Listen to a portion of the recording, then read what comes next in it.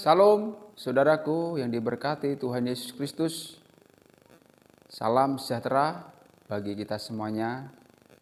Selamat berjumpa kembali bersama saya dalam program Renungan Kristen Kristus Alfa Omega.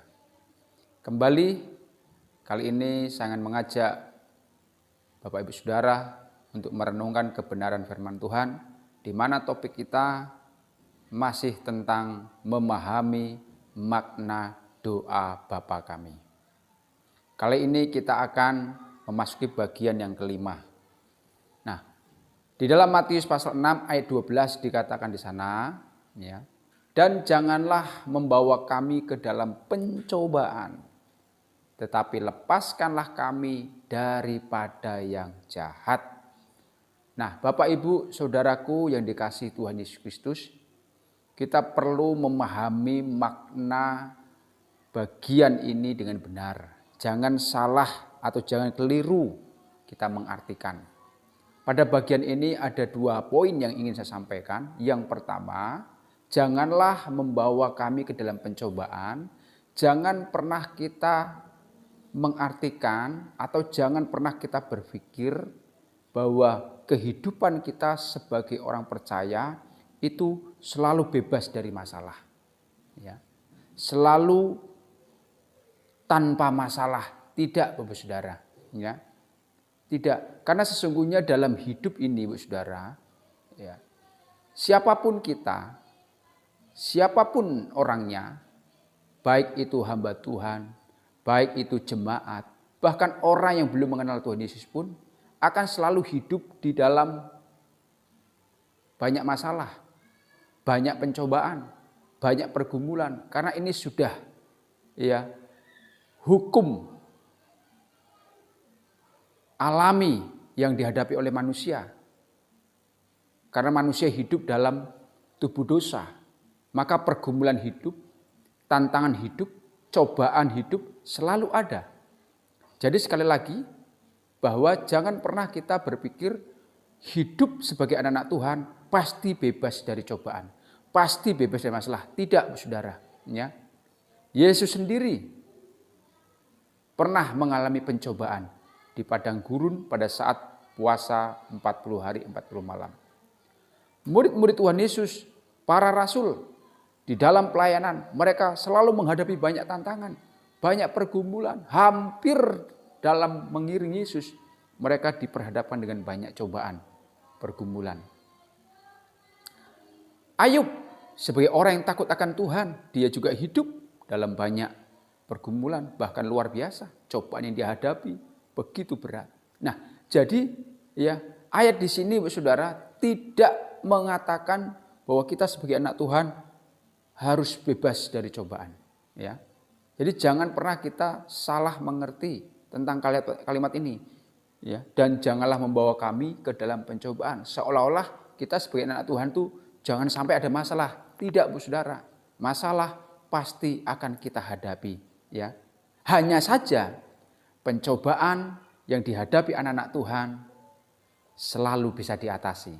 Di dalam 1 Korintus pasal 10 ayat 13 Tuhan katakan, setiap pencobaan-pencobaan yang kita alami tidak pernah melebihi kekuatan kita. Jadi, Bu Saudara, ya, tetap kita akan selalu hidup di dalam pergumulan, hidup di dalam pencobaan. Hal yang kedua, Bu Saudara, ya, janganlah membawa kami ke dalam pencobaan. Jangan berpikir bahwa seolah-olah Tuhan itu yang akan membawa kami, ya, yang akan mengizinkan kita dalam menghadapi pencobaan, masalah, pergumulan. Tidak, Bu Saudara. Di dalam Yakobus pasal 1 ayat 13 dikatakan bahwa jangan pernah kita berpikir bahwa Allah mencobai kita. Allah tidak pernah mencobai siapapun. Ingat, Bu Saudara, Allah tidak pernah mencobai siapapun. Jadi kalau kita hidup dalam pencobaan, hidup dalam pergumulan, hidup dalam tantangan, jangan pernah kita berpikir Allah yang menghendaki atau mengizinkan. Ya. Tapi sesungguhnya di dalam setiap pencobaan Allah hadir di dalam setiap pencobaan. Bukan Allah yang berinisiatif, Allah yang merencanakan pencobaan itu. Ya, karena sesungguhnya pencobaan itu, ya, kalau kita melihat di dalam kisah Ayub, itu murni dari keinginan iblis. Hanya saja di dalam pencobaan Ayub, Tuhan hadir di sana untuk menjaga Ayub. Nah, Bapak Saudara yang kasih Tuhan, ini perlu kita pahami bahwa Allah tidak pernah mencobai siapapun. Nah, jadi jelas kita sebagai orang percaya, orang yang hidup di dunia ini akan selalu diwarnai dengan banyak pergumulan, diwarnai dengan banyak tantangan. Ya. Nah, lalu apa maksud ayat ini, Bu Saudara? Janganlah membawa kami ke dalam pencobaan. Ya. Poin yang ketiga, Bu Saudara, saya mau katakan ada dua jenis pencobaan. Sesungguhnya ada dua jenis pencobaan. Kalau kita baca Yakobus pasal 1 ayat 13, ada dua macam pencobaan. Yang pertama, pencobaan yang sifatnya membangun iman. Ya. Pencobaan yang sifatnya membangun iman. Ya. Artinya apa? Ya, ketika ada masalah, ada pergumulan, ada penderitaan yang dialami anak-anak Tuhan, sesungguhnya di sana Allah hadir. Dia ingin setiap cobaan yang kita hadapi itu membangun, justru menguatkan iman kita, memurnikan iman kita. Makanya dalam Yakobus pasal 1 ayat 12, berbahagialah kalau kita bertahan dalam pencobaan. Berbahagialah kalau kita kuat. Ya. Jadi ada pencobaan yang memang hadir itu ingin membangun iman kita. Ya. Maka dari itu jangan pernah kita menolak, jangan pernah kita menghindari pencobaan ini. Misalnya apa pencobaan ini? Penderitaan oleh karena kita hidup dalam kebenaran. Ya. Mungkin kita dicemooh orang, mungkin kita difitnah orang, mungkin kita disakiti orang oleh karena kita hidup benar. Ya. Terus kita mengalami penderitaan. Nah, itu pencobaan yang sesungguhnya ingin membangun iman kita. Para rasul hidup di dalam penderitaan, hidup di dalam aniaya, itu adalah pencobaan. Dan itu sesungguhnya ya Tuhan ingin pencobaan itu tetap membuat iman para murid, para rasul, orang percaya terus kuat, ya, terus semakin murni. Nah, yang kedua ada jenis pencobaan yang kedua adalah pencobaan yang sifatnya menjatuhkan, merusak iman kita. Di dalam Yakobus pasal 1 ayat yang ke-13 itu contoh bahwa pencobaan ada yang sifatnya merusak, menghancurkan iman kita. Ya, pencobaan apakah itu? Pencobaan dari dalam, yaitu keinginan kita. Ya. Makanya Yakobus pasal 1:13 ya, jangan kamu dicobai dengan keinginanmu. Keinginan untuk apa? Untuk memenuhi nafsu hasrat duniawi. Itulah yang disebut dengan keinginan daging. Ingat, keinginan di dalam diri manusia ada dua. Keinginan roh dan keinginan daging. Nah, keinginan daging inilah ya yang merusak iman, yang menghancurkan iman. Ya. Keinginan daging inilah yang membuat manusia jatuh di dalam dosa, di dalam kejahatan. Ya. Pencobaan karena keinginan daging inilah yang harus kita tolak, yang harus kita melepaskan diri dari hal itu.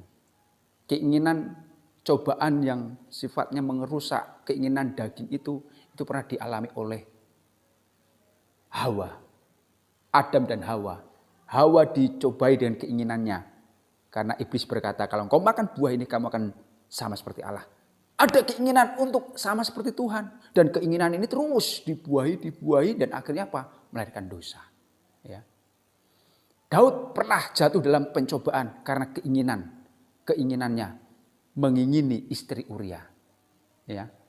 Keinginan ingin memiliki istri orang lain. Ini adalah dosa, Bu Saudara. Ya.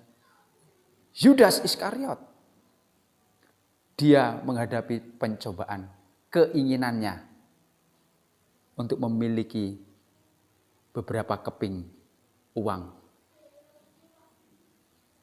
Sehingga dia harus menjual Tuhan Yesus. Keinginan daging, Bu Saudara. Nah, inilah yang Tuhan maksudkan. Pencobaan seperti inilah yang harus kita doakan supaya kita terhindar. Maka dari itu, di dalam kalimat selanjutnya, janganlah membawa kami ke dalam pencobaan, tetapi lepaskanlah kami daripada yang jahat. Jadi pencobaan inilah pencobaan yang sifatnya menghancurkan iman. Pencobaan yang membawa kita dalam kejatuhan dalam dosa, yaitu keinginan daging. hidup manusia setiap hari selalu berhadapan menghadapi keinginan daging. Bahkan orang percaya, anak-anak Tuhan, hamba Tuhan, ya, akan selalu diperhadapkan dengan namanya pencobaan ini. Pencobaan, di mana pencobaan ini datang dari dalam keinginan daging, keinginan jahat, Bu Saudara. Ada banyak anak-anak Tuhan, bahkan hamba-hamba Tuhan jatuh dalam dosa. Jatuh dalam dosa. Karena apa? Tidak mampu menguasai diri, ya, mengontrol diri dalam menghadapi keinginan cobaan daging ini, Bu Saudara. Ya. Lalu bagaimana caranya supaya kita bisa terlepas, ya? Lepaskanlah kami daripada yang jahat, ya. Dari pencobaan yang sifatnya menjatuhkan iman kita, ya, merusak iman kita, ya, membuat kita jahat. Bagaimana supaya kita bisa melepaskan diri? Ingat poin doa Bapa kami yang pertama, ya, bagian yang kedua, ya. Datanglah kerajaanmu, jadilah kehendakmu di bumi seperti di surga. Saya sudah jelaskan artinya apa? Izinkan Allah yang memerintah hidup kita sebagai raja. Izinkan Allah yang bekerja, ya, mengendalikan kehidupan kita. Kalau hidup kita ada Allah yang memerintah sebagai raja, maka kita akan bisa terlepas dari cobaan yang membuat kita jatuh dalam dosa. Bapak, Ibu, Saudara yang kasih Tuhan, mari, ya, datanglah kepada Tuhan. Izinkan Allah memerintah. Maka setiap pencobaan yang datangnya dari keinginan jahat kita, keinginan daging kita, kita akan dilepaskan. Janganlah membawa kami ke dalam pencobaan. Artinya apa? Pencobaan yang merusak iman kita. Pencobaan daging yang muncul dari keinginan daging kita. Dan lepaskanlah kami dari yang jahat. Hanya Tuhan Yesus yang bisa melepaskan kita dari keinginan daging.